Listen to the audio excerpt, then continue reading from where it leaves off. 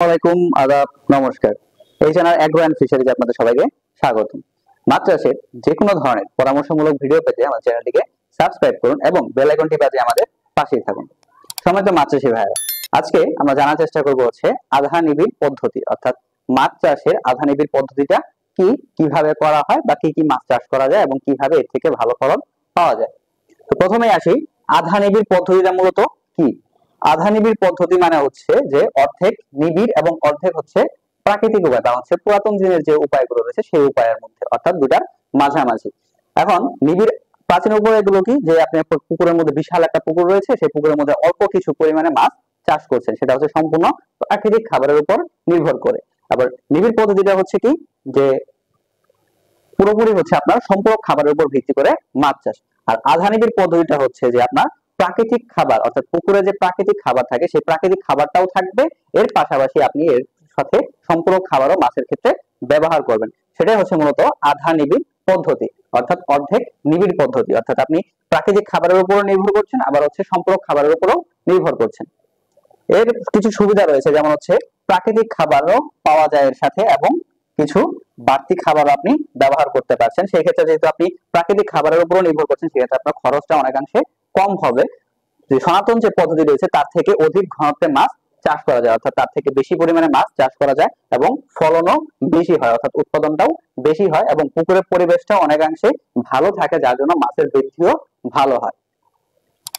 এরপরে আসি যে কি কি চাষযোগ্য মাছ রয়েছে, অর্থাৎ আধা নিবিড় পদ্ধতিতে আমরা কি কি ধরনের মাছ চাষ করতে পারবো।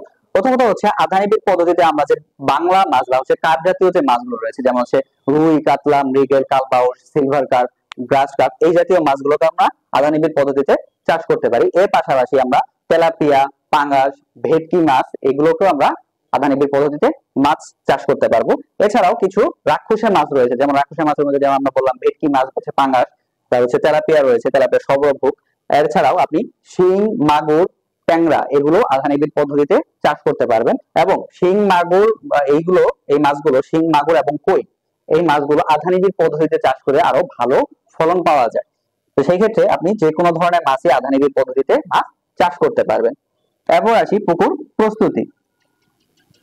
পুকুর প্রস্তুতি বরাবরের মতো আমরা যেভাবে বলে থাকি যে পুকুর শুকাতে হবে, পুকুরে চুন প্রয়োগ করতে হবে এবং সার প্রয়োগের মাধ্যমে পুকুরে যে প্রাথমিক যে উৎপাদন রয়েছে সেই উৎপাদনটাকে বাড়িয়ে নিতে হবে। সার প্রয়োগের মধ্যে আপনি জৈব এবং অজৈব, অর্থাৎ রাসায়নিক সার এবং কম্পোস্ট জাতীয় যে সার রয়েছে, জৈব সার রয়েছে, উভয় ধরনের সারই ব্যবহার করতে পারেন পুকুরে ফাইটোপ্লাঙ্কটন এবং জো প্লাঙ্কটনের বৃদ্ধি বাড়ানোর জন্য।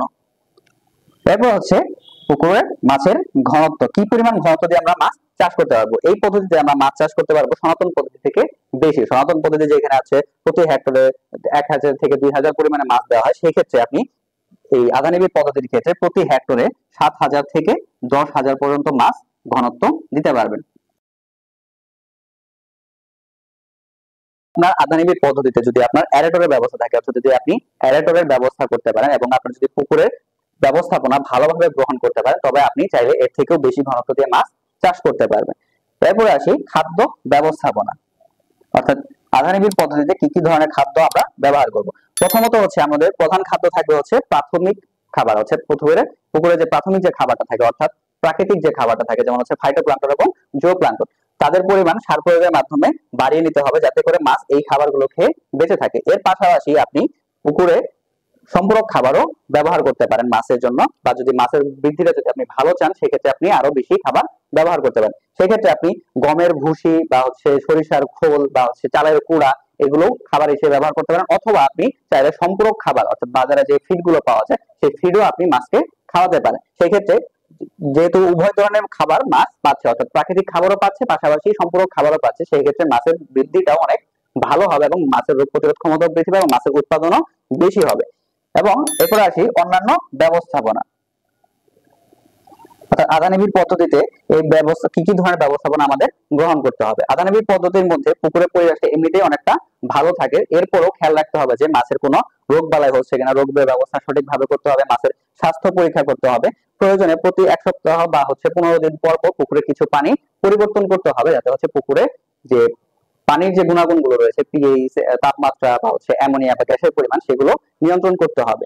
এবং অক্সিজেনের পরিমাণ খেয়াল রাখতে হবে যে অক্সিজেনের পরিমাণ যাতে বেশি নিচে না এসে যায়, এবং প্রয়োজনে হাপা বা হচ্ছে অ্যারেটরের ব্যবস্থা করে পুকুরে অক্সিজেন এবং গ্যাসের নিয়ন্ত্রণ করতে হবে। এরপর আসি উৎপাদন।